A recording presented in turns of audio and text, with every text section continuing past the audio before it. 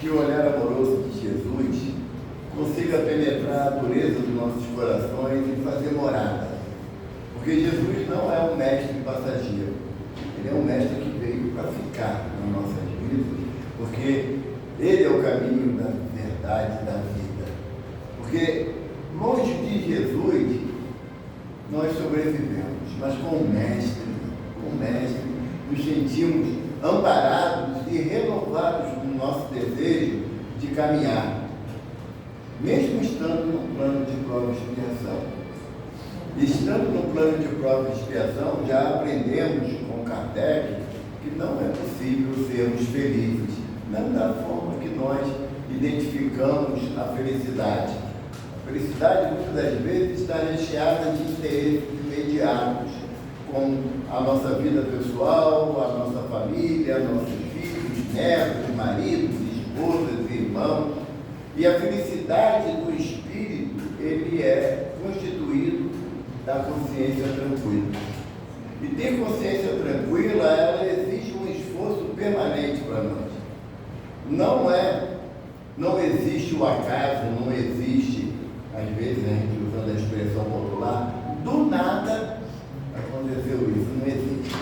O Evangelho nos prova que tudo acontece dentro de uma mecânica que nós somos responsáveis. Pela prática do bem, colheremos bons frutos. A prática do engano nos trarão novamente ao plano de choro e ranger de dentes, como está no Evangelho.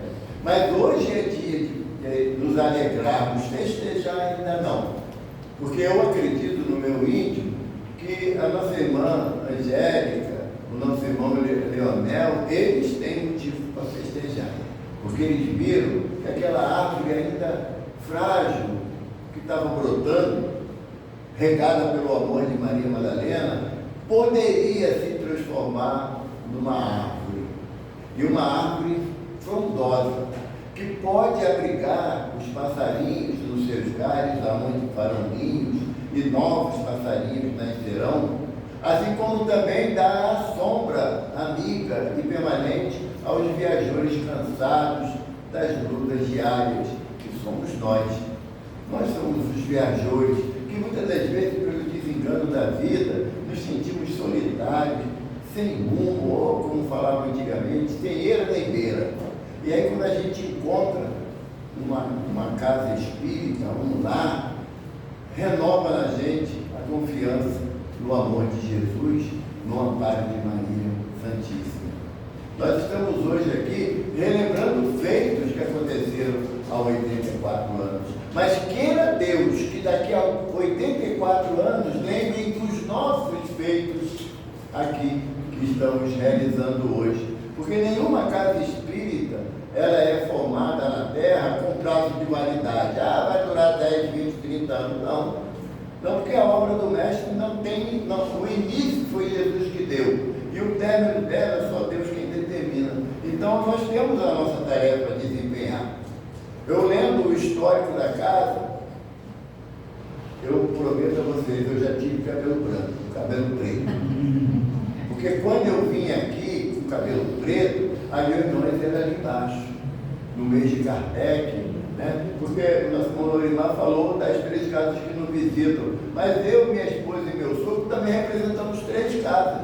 O meu sogro representa a União Espírita Beneficente Jesus Maria e José, aqui no bairro de Colégio, ali próximo ao Barro Vermelho. A minha esposa, por hora, representando o Centro Espírita Vera, Amor e Caridade, lá na Taquara, na estrada do Pau da Fome, da nossa irmã Jane, que já esteve aqui, e eu, matriculado nas 3 casas, porque a necessidade é assim, né? Eu estou no Centro Espírita Casa do Caminho Chico Xavier, lá em Jacarepaguá também, no bairro da Freguesia. O que isso tudo significa?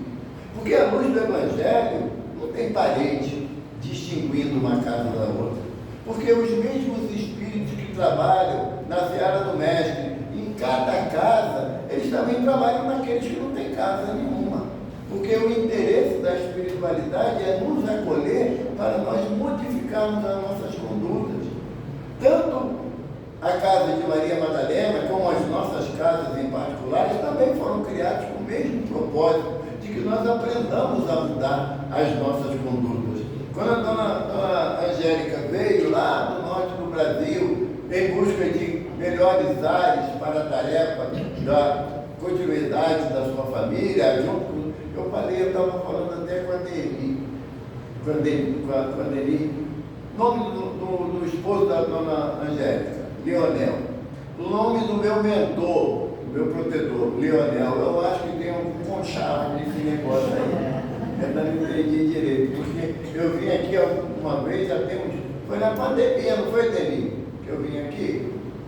Foi na pandemia, antes da pandemia, não foi? Foi eu. Para ver como você está bem conhecido. E hoje que eu fui descobrir que o esposo da dona Angélica é xará do meu protetor, do meu mentor.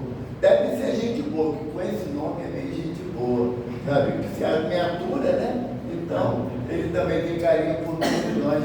E o desejo dessa irmã de chegar, de ter algumas dificuldades no campo da mediunidade, que a gente coloca às vezes como transtornos, né, espirituais. Na realidade é o quê? É desinformação da mediunidade, a desinformação de que nós, na condição de médiuns, sentimos as percepções do plano espiritual. Quem de nós aqui, já que frequentamos a casa, não nos sentimos abraçados pelo nosso benfeitor Bento, acolhido naquele momento em que parece que as estradas ficam mais apertadas, a gente não consegue se locomover com muita segurança, e sentimos aquela mão amiga do benfeitor falar: vamos, estamos juntos. Estou junto desde o início da jornada de vocês, então continuamos juntos.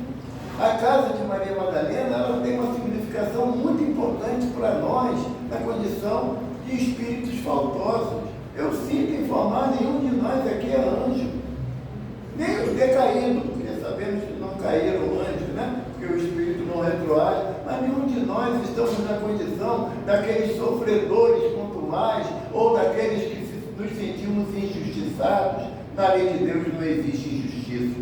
A lei de Deus é de amor, justiça e caridade. Sabe? Justiça e caridade, porque caminham par e par. E refletindo sobre a figura de Maria Madalena, que é um espírito que fala muito próximo ao nosso coração, porque ela reflete, muitas das vezes, as nossas quedas, as nossas dificuldades. No início do nosso irmão Olimar, eu ali a música do Tim Vanessa, que retrata a história de Maria Madalena. Eu não consigo ouvir essa música sem chorar, porque uma parte da letra, ela fala, o autor fala, né? Os teus olhos. Maria Madalena teve o privilégio, já parou para pensar nisso? Entre uma imensidão daqueles que se diziam seguidores do Cristo, diante daqueles que se propunha, antes do fenômeno da situação da prisão, se propunha dar a vida por ele. Ela foi a escolhida para ver Jesus após o seu desencarne, de ter um contato amoroso com Jesus espiritualmente presente, porque o olhar da matéria ainda muito tolhido, nós olhamos um para o outro e muitas das vezes identificamos as dificuldades, os erros cometidos, os desenganos da vida. O mestre não. O mestre é o puro amor. Ela é aquele espírito que olha para a gente não pelos erros que cometemos ontem, já foi passado, mas pelos acertos que poderemos realizar amanhã. Quando Jesus encontra com Maria Madalena a primeira vez, ela usava o apelido de Lilith. Por que ele usava esse apelido? Era o nome de um dos demônios da Babilônia. Era o demônio da sedução, o demônio da sensualidade. Por isso que na Escritura diz que ela era assolada, dominada por 7 demônios. E hoje nós sabemos, a doutrina nos ensina, que nada mais são irmãos que caminham à margem da lei de Deus, mas não que eles estejam fora dessa lei, fora desse amparo do mestre, mas é que ainda não compreenderam que o bem é gratificante. E quando o mestre olha para ela na primeira experiência experiência que ela o encontra e ela vê ele, não o Cristo, ela vê o homem.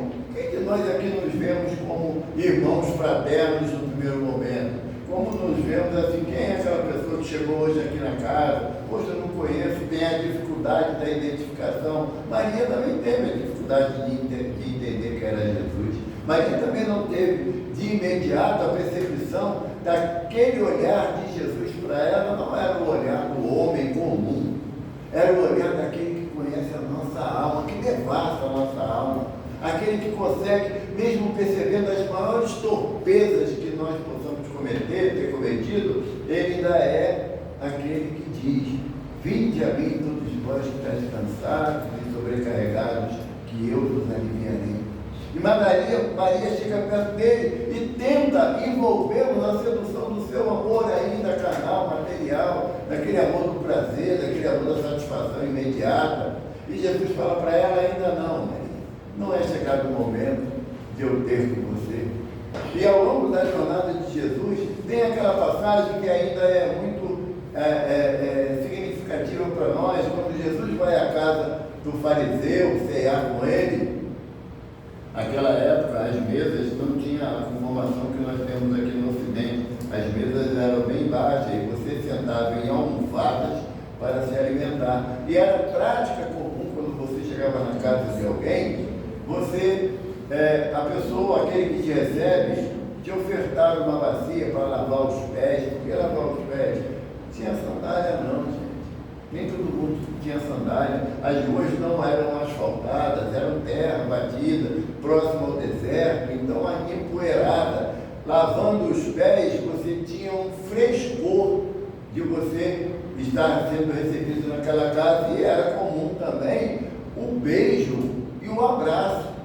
Jesus chega na casa do sacerdote e ele nada oferece a Jesus.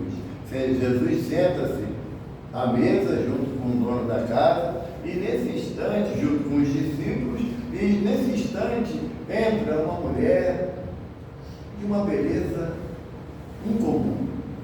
No auge dos seus 28 anos, a madureza da mulher que já sabe o que quer na sua vida, com um olhar, com os olhos azuis que transcendiam a beleza do céu, e ela, em choro copioso, se joga aos pés do mestre, e as suas lágrimas lavam-lhe os pés.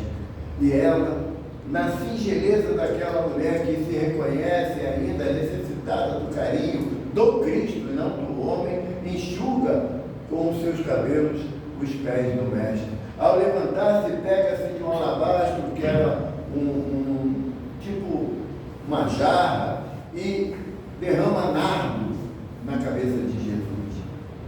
E chorando, ela se senta ao longe. O sacerdote fala: como pode dizer ele que é profeta, se não reconhece uma pecadora que lhe toca, tornando-lhe impuro? Jesus, conhecendo o coração impedimento do homem, o que Jesus fala? Cheguei à sua casa, você não me deu água para lavar os pés, nem ungiu a minha cabeça com óleo, e nem beijou minha face. Ela tudo fez. E eu lhe pergunto, sacerdote: 2 homens deviam uma grande soma ao rei. Um devia 1000 denários e o outro devia 1 denário. Os 2 foram perdoados. Quem mais tem o reconhecimento do perdão que lhe foi ofertado? E o sacerdote falou: aquele que devia 1000 denários. Então, por isso eu digo que os pecados dela estão perdoados, e o teu também. É uma demonstração clara de Jesus que ele não está, repito, preocupado com os nossos erros, mas com o nosso desejo de acertar, de ser uma pessoa diferente, sim, como disse o Sr. Allan Kardec no Evangelho, promover a nossa transformação moral e domar as nossas más inclinações. Não é aceitar: eu sou assim mesmo, síndrome da Gabriela, nasci assim, cresci assim, vou morrer assim, vou voltar para um umbral assim, porque quem não muda volta para a estada que estava anteriormente. E Jesus, olhando para ela, levantou, deu-lhe a mão, levantou e disse: vá, mulher, conquiste o coração daqueles que nada têm para te dar, porque ela era uma mulher muito rica. E ela, naquele mesmo instante, voltando para Magdala, pelas estradas desertas da Galileia, Magdala ficava à margem do lago de Genezaré, ou do mar da Galileia, como chamado, menor do que a Baía de Guanabara.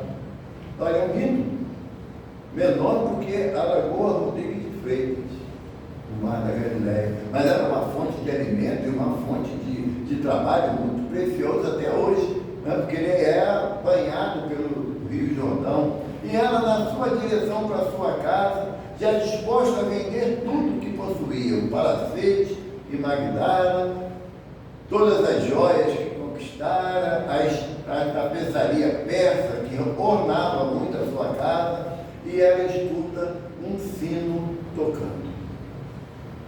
E ela identifica que isso era, simbolizava um leproso, um ranceniano. E era comum eles usarem um sino para que a pessoa que viesse na sua direção saísse da estrada, para não passar nem perto. E ela fez o ritual que todo mundo fazia, saiu da estrada também, e o ranceniano de cabeça baixa passou, e ela, tomada de uma compaixão, porque ela se sentia leprosa da alma. O corpo belo, esbelto, uma mulher linda, mas a alma doente, a alma num estágio de sofrimento que nenhum unguento poderia aliviar.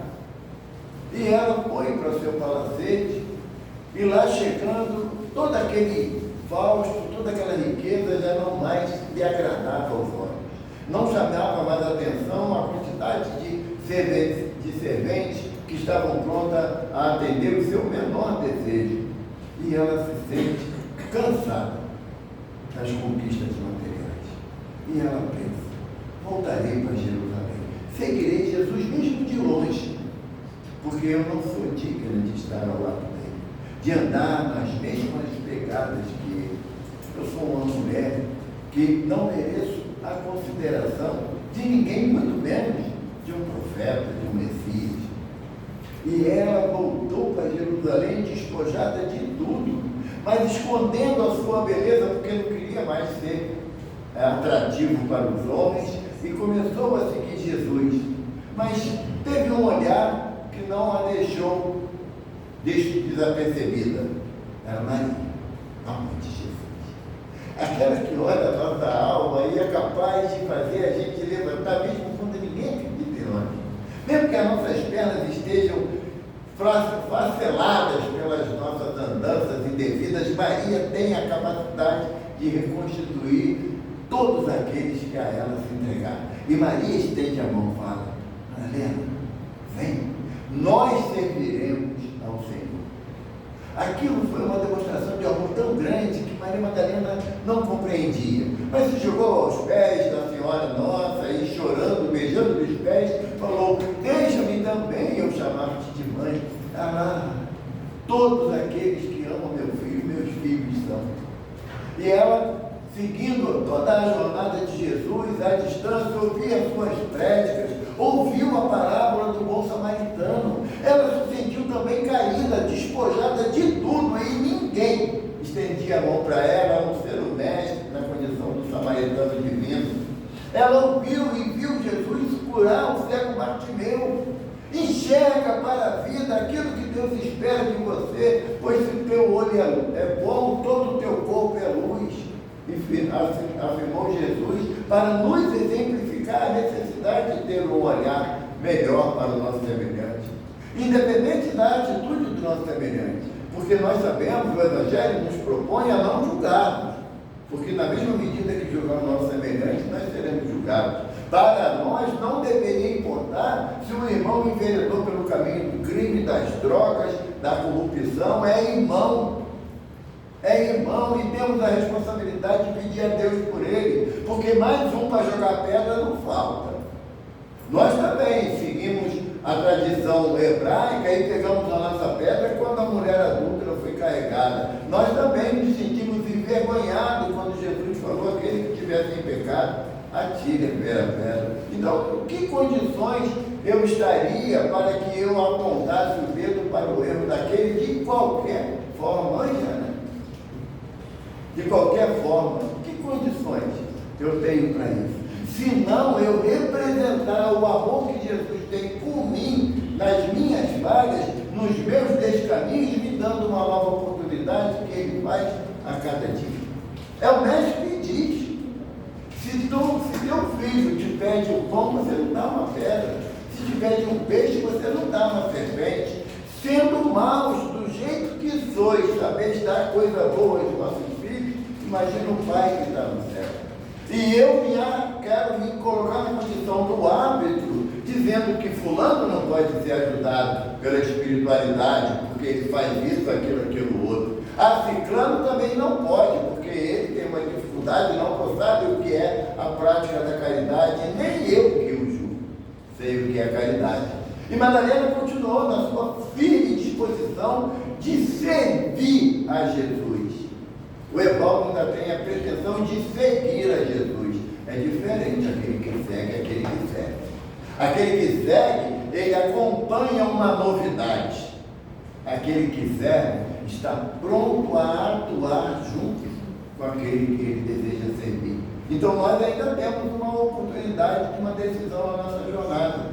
Eu não entendo quando o espírita fala assim: estou muito velho, não tenho mais tempo. Eu lembro do nosso benfeitor Chico Xavier, já com seus 90 anos, bem depauperado. Chico tinha 2 esposas, não sei se vocês sabem. Ainda arrumou uma amante. Mineirinha arretada, né? Porque ele um dia estava deitado na sua cama e as 2 esposas e a amante começaram a discutir. E foi uma encrenca danada. E Emmanuel chega e fala, daquela forma carinhosa, amorosa: quem que acha? Por que você está aí todo choroso? Seu Emmanuel, as meninas hoje estão nervosas. Aí Emmanuel fala: Chico, você já tinha que estar habituado, porque o glaucoma e a angina são companheiras inseparáveis de você nessa existência. Mas você, não satisfeito, ainda arrumou o nervo ciático inflamado. Então você fica nessa questão incomparável de qual esposa você vai agradar. Qual esposa? E aí Chico falou assim: seu irmão, eu já não tenho força para segurar um lápis para receber uma mensagem da espiritualidade. Quando as pessoas falam comigo, tem que falar alto, que estou escutando pouco. E aqueles que querem ouvir a minha voz têm quase que colocar a orelha perto da minha boca, que está muito fraquinha. Não sirvo para mais nada. Aí Emmanuel falou para ele: não cometa uma blasfêmia dessa.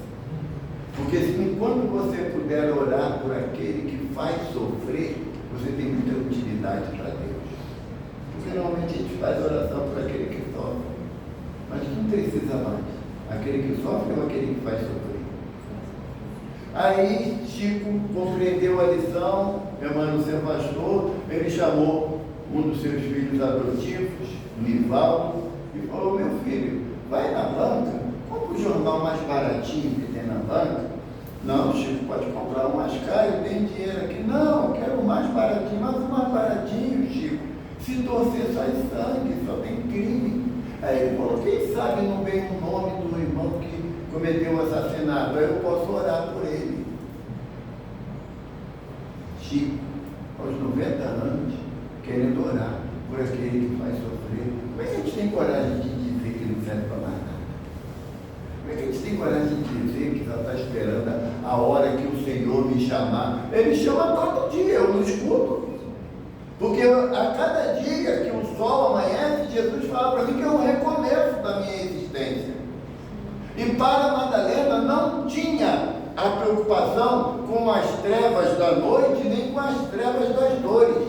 Porque ela, após o momento do Gólgota, onde o mestre foi vilipendiado pela ignorância humana, quando aqueles todos que estavam ao seu lado sumiram, debandaram, só ficou João amparando Maria Santíssima naquele momento crucial.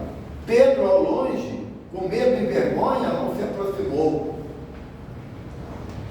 E Maria Madalena chega cautelosamente, ampara Maria na sua dor lancinante, vendo o filho na cruz, ela aguarda até o momento em que os soldados permitem que aquele corpo seja tirado da cruz e vê a cena que a humanidade, os milênios vão passar e a humanidade não vai esquecer que Michelangelo transformou na Piedade, né? Nossa Senhora da Piedade, uma das denominações de Maria de Nazaré. E Maria Madalena, amparando aquela mãe sofrida, ela escutou da voz de Maria, diante do sofrimento, da dor de Jesus: ah, meu filho, os homens não compreenderam a tua tarefa, a tua mensagem e o teu amor. Perdoa-os, filho. E Jesus, reproduzindo, entendendo aquele pedido de Maria, ele dá a sentença: Pai, perdoa-os, pois não sabem o que fazem. A pedido de Maria que Jesus perdoa a humanidade. Que mulher é essa? Essa mulher que Maria Madalena percebeu que tinha a fé daqueles que transportam montanhas, tinha a fé daqueles que conseguem sustentar a alegria nos momentos mais difíceis da jornada.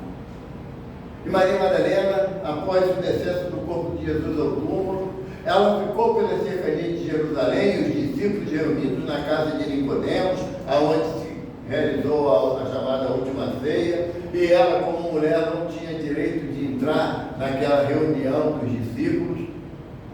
Ela ficou com as outras mulheres fora da casa e passou a sexta-feira, o sábado, e pela tradição hebraica, no terceiro dia, o corpo tinha que ser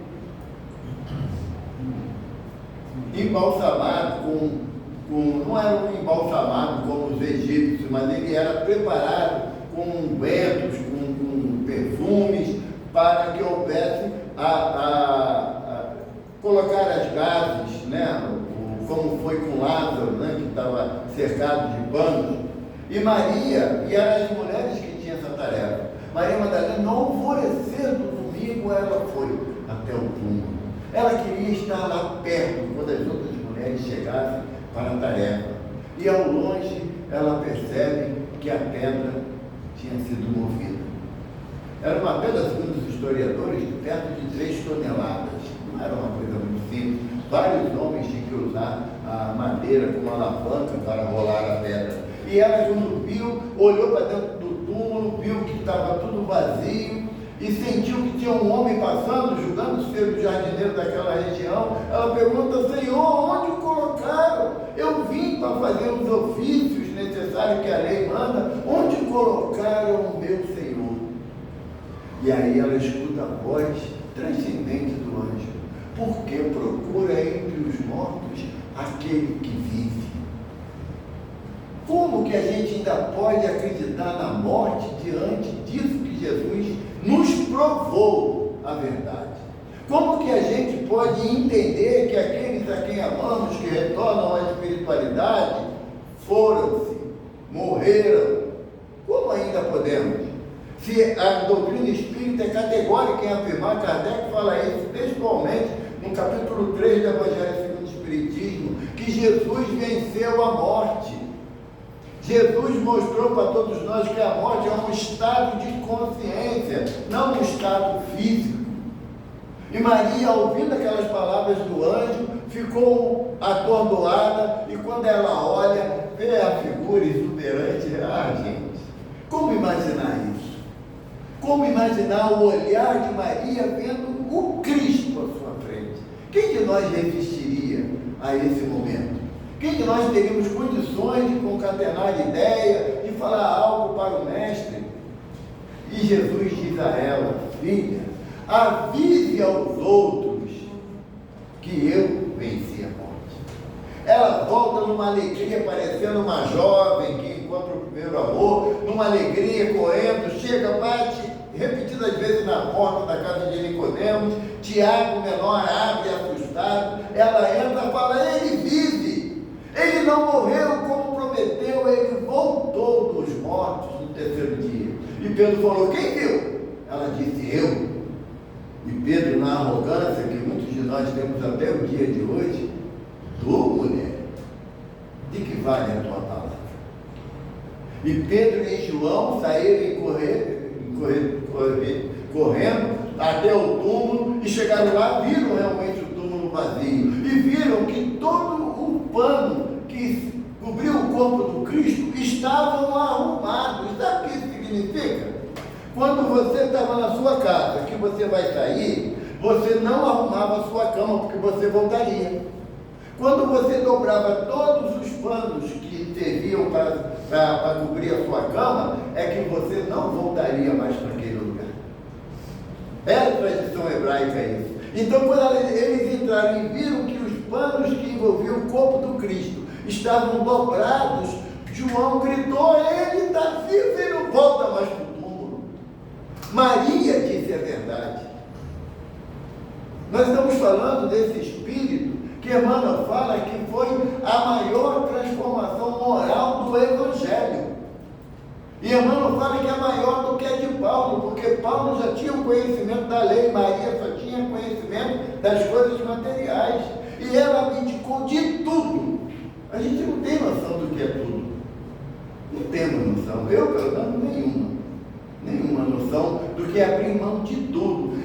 Se Jesus falasse para o Evaldo, como ele falou para o jovem mancebo: vende tudo que tem, dá aos pobres, terás um tesouro no céu, e depois vem e siga-me. Eu não teria coragem de fazer.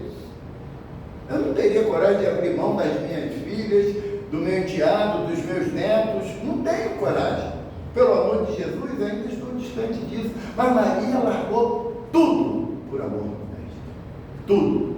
E após o período que Jesus ficou, por 40 dias, reaparecendo para os discípulos, se materializando em várias circunstâncias para os discípulos, ele retorna ao plano espiritual, após a visão dos 500 da Galileia, e ele não mais se apresenta como da forma que fazia. Apareceu algumas vezes para alguns discípulos, e um deles foi Pedro. Pedro, na sua elucubração íntima, ele pede a Jesus: mestre, construir em teu nome a casa do caminho. E gostaria que tu mandasse aqueles que sofrem para eu atender em teu nome. Anseio pela necessidade de ajudar o próximo. E ele, naquela conversa íntima com Jesus, ele encerrou a atividade do dia.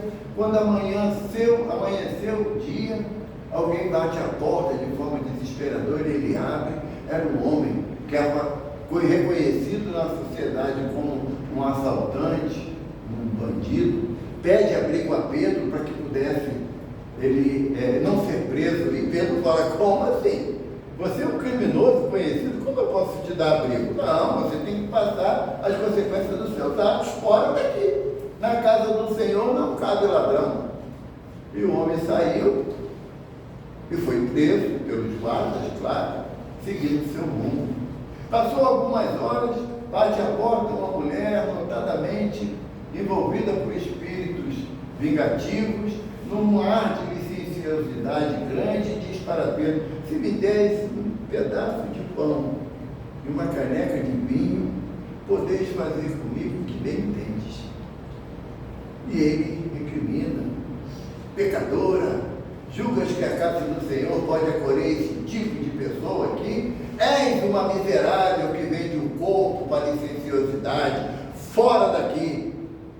Minha mulher saiu chorosa. Passou mais um período, vem uma mãe com 2 filhos, bate à porta: Senhor, quanto com a vossa caridade, meus filhos estão famintos. E Pedro olha de longe e fala: mas você é leprosa? Como pode chegar na casa de um homem limpo para pedir qualquer ajuda? Não, senhor, não é para mim que eu peço, é para minhas crianças que estão famintas. Não, leproso não entra na casa do Senhor, saia. E Pedro voltou às suas atividades. Ao anoitecer, Pedro, nas suas preces, ele abre os olhos e é Jesus. Ah, Senhor, trouxeste aqueles a quem eu te pedi que eu pudesse ajudar?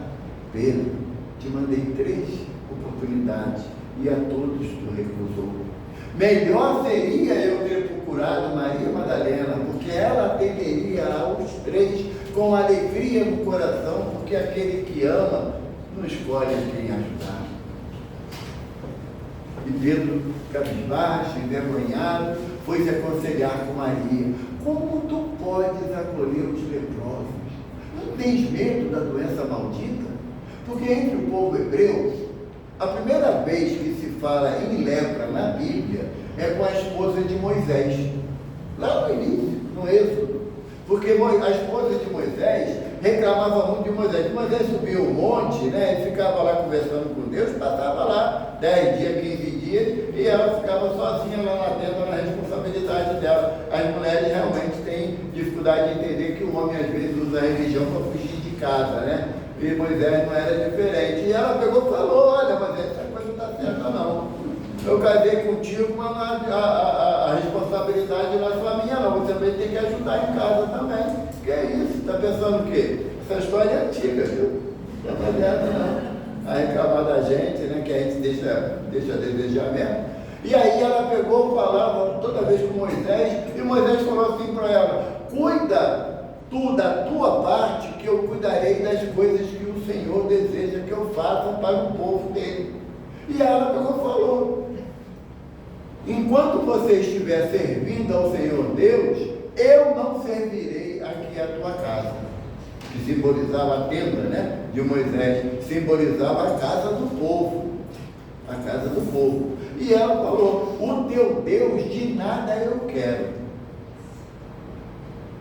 Amanheceu, ela estava com o corpo coberto de manchas da lepra. É a primeira narrativa. Então, para o povo hebreu, a lepra significava revolta contra Deus, rebelião contra Deus. E quem se revolta contra Deus não pode ser amparado no templo, não pode ser amparado nas sinagogas, ou, se fosse o caso, não seria amparado nas casas espíritas. Graças a Deus a gente já mudou isso, graças ao bom Deus. Então, quando Maria Madalena, pensando no amor do Mestre por todos, e Pedro falando com ela das 3 vezes que ele escorregou de ajudar aqueles a quem Jesus tinha encaminhado, ela falou: Pedro, eu vejo no leproso um irmão meu de alma. A diferença é que ele está com a doença na pele, eu estou com a doença na alma, e tenho fé que Jesus vai me limpar. Não é limpar o corpo que é perecível, Pedro, que tão logo termine a jornada, será sepultado, irá se desfazer, mas a alma que é imortal, é essa que eu desejo ser limpa. E Pedro, envergonhado, porque não tinha coragem de fazer o que Maria fazia, ele disse para ela não ficar na cidade, porque a cidade não iria compreender a ação dela de benemerência, não ia entender a ação dela de amor ao próximo. E Madalena saiu da cidade, perambulando por aquela região, e toda vez que ela escutava o sino tocar, ela sentava na estrada e chamava o ranceniano para uma conversa, apresentando a ele o amor de Jesus por todos nós, e curou alguns leprosos. Ela, pelo seu amor a Jesus, ela impondo a mão sobre aqueles doentes, alguns tiveram a saúde recuperada, e ela falou a exemplo de Jesus: não diga isso a ninguém, vai ao templo e preste aquilo que Moisés prescreve para os casos de cura. E Maria Madalena, num certo momento, que as cavernas daquela época, daquela região, era onde os rancenianos se abrigavam, e muitas almas caridosas os ajudavam, lógico, com aquele temor do contágio. O que fazia? Jogava na entrada das cavernas os alimentos que eles acanhadamente recolhiam para se alimentar. Maria Madalena não. Entrava com eles, ajudava a passar o unguento nas feridas, ajudava a acender uma fogueira para aquecer as noites frias, e falava do amor do Mestre. Trazia para eles a beleza do Evangelho de Jesus, o Sermão do Monte, que é um hino de amor a Deus, através das experiências terrenas. Falava para eles daqueles tantos que eram desenganados pela sociedade, Jesus acolhia em seu coração. Falava dela, que era aquela mulher que tinha como opção de vida a sensualidade, e dizia que ela e que Jesus, com o seu amor, transformou a vida dela e olhar para um para o outro como um irmão, e passou a ser chamada a amorosa mãe dos leprosos. Por isso que estamos aqui, pelo amor dela a todos nós. Tenho certeza, mas certeza absoluta, que o nosso benfeitor Bento, ele foi um dos beneficiados por Maria Madalena num trânsito entre a ranceníase e a limpeza do coração. E ele, querendo devolver a Maria Madalena o seu amor, nos acolhe nesse caso, nos acolhe nesse lar de amor. Porque aqui nós temos que compreender que um precisa do outro, intensamente. Nas nossas casas, nos nossos ambientes de trabalho, não existe aquele que é melhor do que ninguém. Porque todos nós somos filhos do mesmo Pai. Maria Madalena, contraindo a ranceníase, lógico, pela disposição de cuidar de tantos doentes, lembra-se de que Maria morava em Éfeso com João. E muito doente, ela decide fazer a jornada. Eram 4 dias de caminhada. Para alguém saudável já não era tão fácil. Agora, para uma mulher já com seus 45 anos, depauperada pela ranceníase, as chagas aparecendo, perdeu aquele viço de mulher bonita, os olhos azuis, mas perdeu o viço, a pele rosada, sedosa, os aromas dos perfumes que usava. E quando ouviu o seu sino tocar, todos saíram da frente. E após uma caminhada penosa, a entrada de Éfeso, ela cai, desfalecida, pela dor, pela fome, pelo cansaço. E ela, gemendo ao canto da estrada, eis que vem um casal, ouvindo aquele gemido, reconhecendo ali uma irmã necessitada, e lembrando da pregação de João acerca do amor do Mestre, o casal se aproxima e pergunta: o que queres que façamos por ti, minha irmã? Ela falou: anseio de olhar para Maria de Nazaré, mais uma vez, me despedir do olhar daquela que viu o menino Jesus nascer, que embalou em seus braços, que amamentou o Mestre, que cuidou dele o tempo todo, que esteve ao seu lado. Ah, eu preciso ver Maria. E os dois, sabendo quem era Maria, que ela se referia, foram correndo até a cidade e falaram para João: João, tem uma mulher num estado deplorável, com a ranceníase cobrindo todo o seu corpo, e anseia por ver Maria, a Santíssima.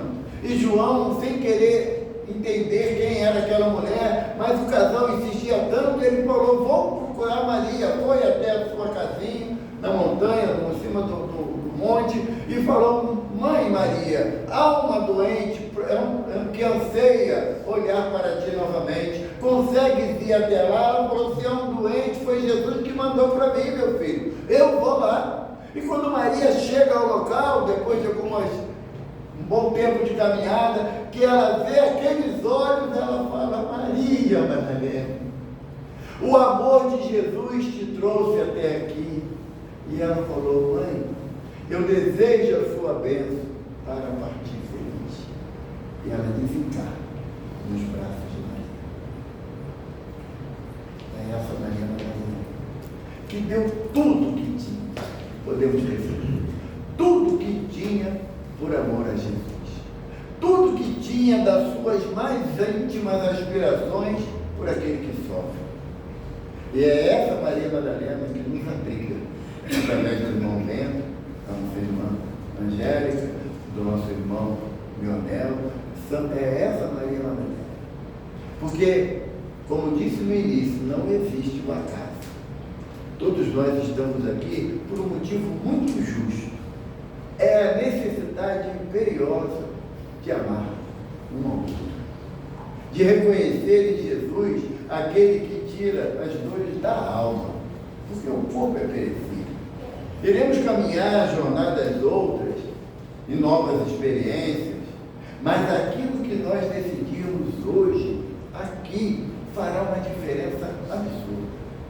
Quando nós decidimos que realmente as nossas atitudes poderiam ser melhor, eu poderia ser mais um braço amigo do que uma mão acusadora, de ser um olhar fraterno em vez de ser um olhar indiferente para a lágrima daquele que está no meu caminho, nós podemos fazer diferença hoje. E eu sinto no meu íntimo que o desejo de Maria Madalena é que nós comecemos a cuidar das nossas mazelas da alma. Porque o corpo termina. Agora a alma não. O espírito não. Que nós recebamos, nesse momento, o amparo, o olhar amoroso de tantos espíritos, sabe? Amigos que passaram por aqui, que receberam o esclarecimento nas reuniões que a casa oferece, e que hoje eles estão aqui para dizer para a gente, vale a pena a gente continuar no trabalho do bem. Vale a pena. Graças a Deus. Bom, agradecemos generosamente as palavras do nosso irmão Evaldo, que nos trouxe aí mais, né, essas informações. Uma figura que, infelizmente, né, ela não teve, né, assim, por parte da religiosidade humana, o merecimento, o reconhecimento de tudo que fez, né? Mas, graças a Deus, o Consolador está aí para nos esclarecer, né, para que nós possamos verdadeiramente conhecer Madalena, nosso irmão tutor, irmão Bento, espírito-chefe da missão de nossa casa, e graças a Deus que podemos contar com esse amparo. Um irmão nosso costuma repetir uma frase que nós todos que aqui estamos na casa concordamos, sabe? Se é difícil com Madalena, cadê os trabalhadores da casa? Se é difícil com Madalena, muito mais teria sem Madalena. Não é verdade? E esse é o lema que nós aqui na casa de Madalena cultivamos. Então, por isso perseveramos, né? Bom, meus irmãos, agradecendo nosso irmão, as casas que ele representa, que são a União Espírita Beneficente Jesus de Maria de José, que fica aqui em Colégio, o Centro Espírita Fé, Amor e Caridade na Taquara e o Centro Espírita Casa do Caminho Chico Xavier na Freguesia. aos quais mandamos um nosso abraço, através de você. Mais uma vez agradeço aí aos nossos irmãos das casas presentes, Casa do Caminho, Joana D'Arc, Anélia Franco, não sei se chegou mais alguém dos da casa, mas agradecemos mais uma vez a presença. E dando sequência aqui a nossa atividade, temos aí um sorteio de livros, não é isso? Vou pedir a ajuda da nossa cidade, Madalete, né? Porque a casa é de Madalena. A figura do presidente é meramente figurativa. Concordo. Quem manda é Madalena e Madalete. Aí me dizem o que fazer. Aí, passa agora. E você tem bom senso, você tem. Claro, né? Manda quem pode, leva mesmo livro. Todos assinaram?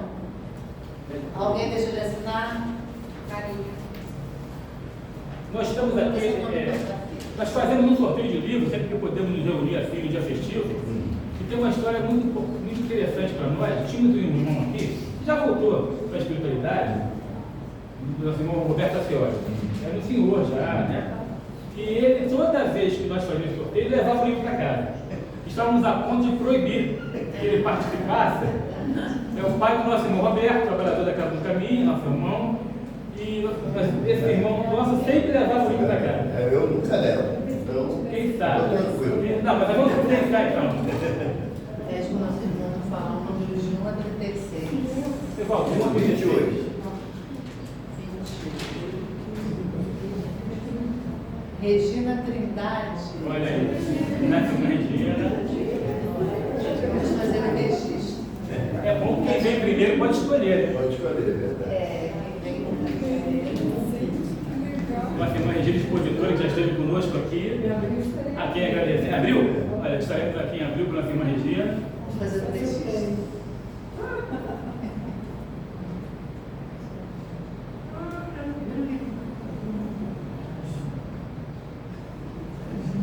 Qual o nome do livro? Qual o nome do livro? Qual o nome do livro, Regina? Qual o nome do livro para a gente ficar com a ideia? Pessoas são presentes de Deus. Para a gente ficar com a ideia de você. Dilma 36? Dilma 36, 33.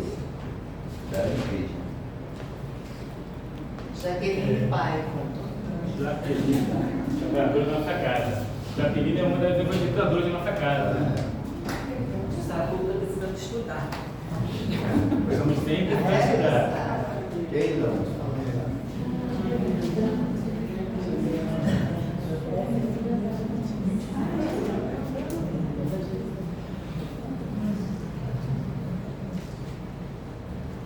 Agora você fala o número de Qual o nome do livro? 36. Jaqueline, qual o nome do livro, Jaqueline? Qual o livro? Momentos de felicidade. Mensagens para que nós possamos refletir, né? 17, Cláudia Tomás. Aí, Tomás. Ah, isso aí, eu achei que teve um certo golpe. Tá vendo? Golpe, Cláudia. Amor, sempre amor, de Richard Simonetti.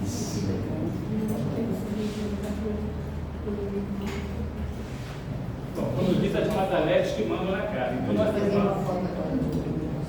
Todo tipo sim. o Evaldo.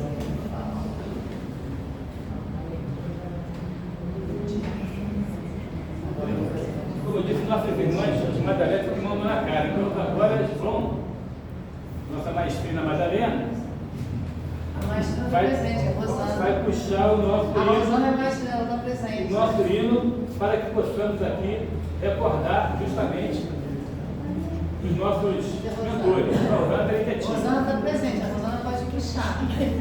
Todos estão com um caderninho? Então vamos fingir que sabemos cantar? Vamos fingir? Como é que começa, Rosana? Vou puxar aqui, Vamos lá. no meu tom.